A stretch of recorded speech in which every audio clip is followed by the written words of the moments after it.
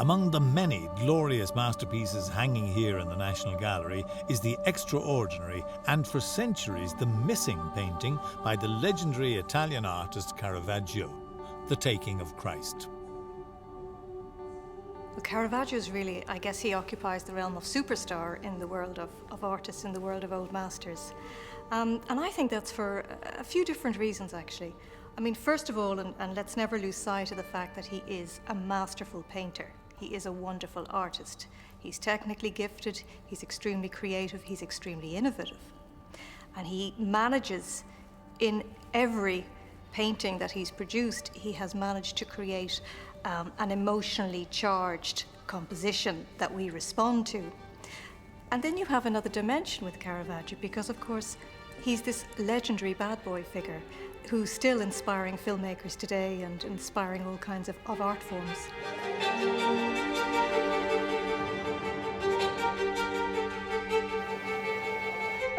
Caravaggio's dramatic life led him through the princely palaces and bawdy back streets of Rome, until after killing someone in a brawl, he was finally exiled and died at the age of 38.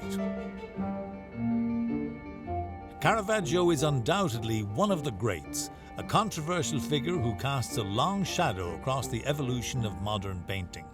He's also a huge influence on another of our shortlisted painters, Sean Scully. Towards the end of the 16th century, the world of art, the world of painting, needed a warrior to knock it into shape with a kind of violence and directness. He was cinematic, so in a sense his heir now could be Ridley Scott. You know, violent shadows, black, black, black, like Blade Runner, but using all the same visual information as Caravaggio.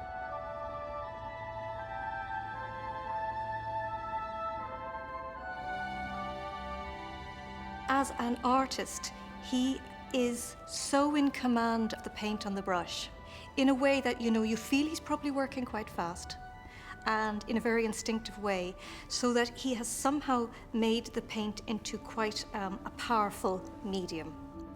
Another thing he does is that he's using light in a different way. Typically, for the iconography of the Taking of Christ, it was a moonlit scene. We don't actually see the moonlight. We have a lantern that gives us the sense that the lantern, being held by the artist himself in the painting, in a self-portrait, we have a sense that that's lighting the scene, but it's actually not. So the lighting is off stage, and that's subtle but very dramatic. That goes some way, I think, to explaining how you get that emotive response in the viewer, which is what Caravaggio manages to do. One of the most significant aspects of Caravaggio is a refusal to draw, and to not do this in the period was seen to be a rejection of the notion of idealization. In artistic terms, it allows him to do what he does best, which is painting directly from live models. This gives his paintings an extraordinary immediacy and power. Added to the fact that these are real people in the studio, posing, dressed up, role-playing, this gives the viewer a sense of not just being a viewer, but a participant in these dramas. And I think that carries a real force. And he's one of the few artists, because of his interest in lighting, he's very interested in shadows. And they don't get painted in art, they don't get included in pictures, but his do. And if you look at Caravaggio's shadows, they have a role to play in the picture as much as the lit areas, particularly for a painter who paints from real things, can only paint reality. No one, however, could have imagined that a lost work of Caravaggio's hung here in a Jesuit residence in Dublin.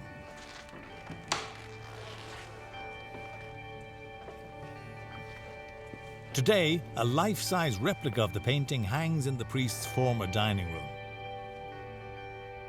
But for many years, the Jesuits believed that the painting that looked down upon them as they dined was by the Dutch painter Van Honthorst. It was only when Father Noel Barber contacted the National Gallery of Ireland for advice on cleaning it did the real story unfold.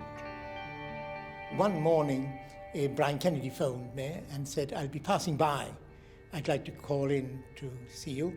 And it must have been a spark of pessimism in me. God is going to come and tell me that it's not a Handtost at all, and it's not all that valuable. So he came in, and it was a room just across the way where my office was, and I got up to welcome him, and he said, "Now sit down. I've got news for you. You won't be able to take standing up."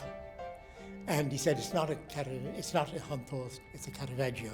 Well, I knew sufficient about painting to know that that was news of monumental scale.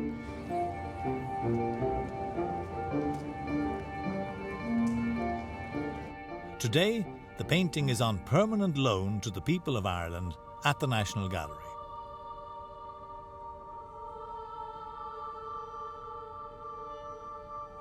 Well, I think the emotional resonance of the painting is rooted in that sense of the kiss. It has clearly just happened. There has been, if you like, an intimate gesture between these two men, and the consequences of it are unimaginable.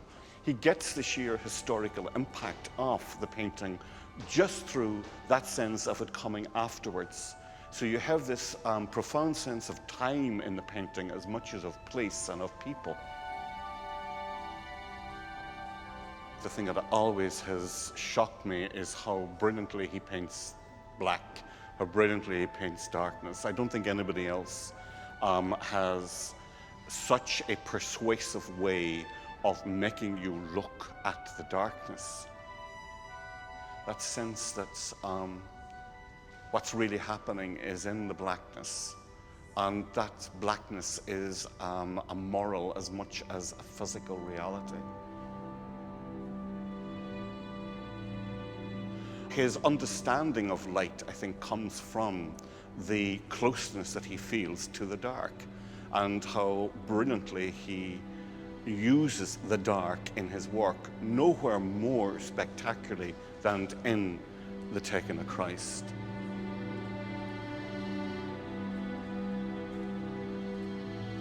Look at it.